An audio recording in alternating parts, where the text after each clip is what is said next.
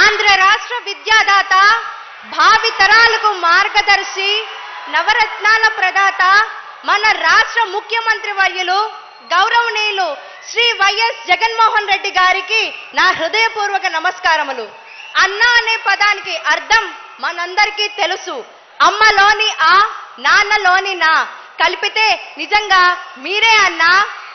నాన్నలాగా బాధ్యతగా ఫీజులు కడుతూ అమ్మలాగా గోరుముద్దలు పెడుతున్న మీరు నిజమైన గొప్ప మనసున్న అన్న మీరు. నా పేరు పోతుకూచి శ్రీ షణ్ముఖ సాయి ప్రియ. నేను ఇంటర్మీడియట్ పరీక్షలు రాశాక ఇంజనీరింగ్ చేయాలనే కోరిక. మాది మధ్యతరగతి కుటుంబం.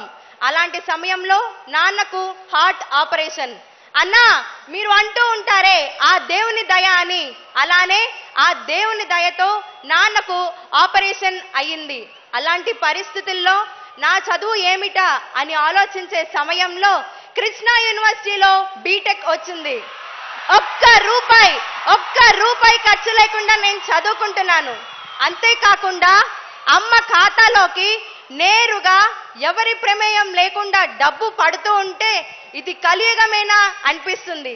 ఎందుకంటే ఈ కలియుగంలో డబ్బు లేకపోతే పని జరగదు. నాన్న అంటూ ఉంటారు, వారు చదువుకునే రోజుల్లో ఒక్క స్కాలర్షిప్ కోసం ఎన్నో ఆఫీసుల చుట్టూ తిరగాల్సి వచ్చింది అని. కానీ నేను ఒక్క ఆఫీస్కి కూడా పోలేదు.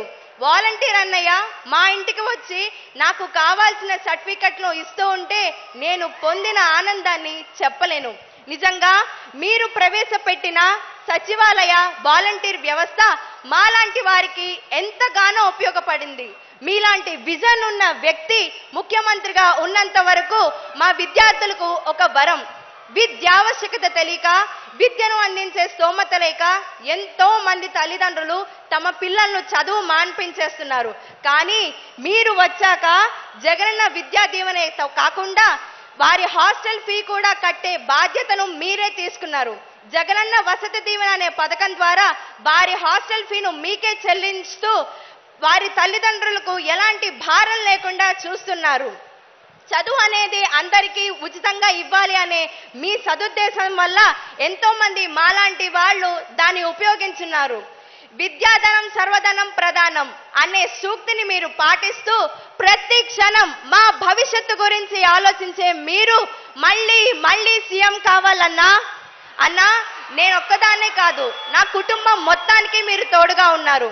ఎలాగంటే మా అమ్మగారికి డ్వాక్రా రుణమాఫీ, అలానే మాకు సొంతింటి కలను మీరు నెరవేర్చారు.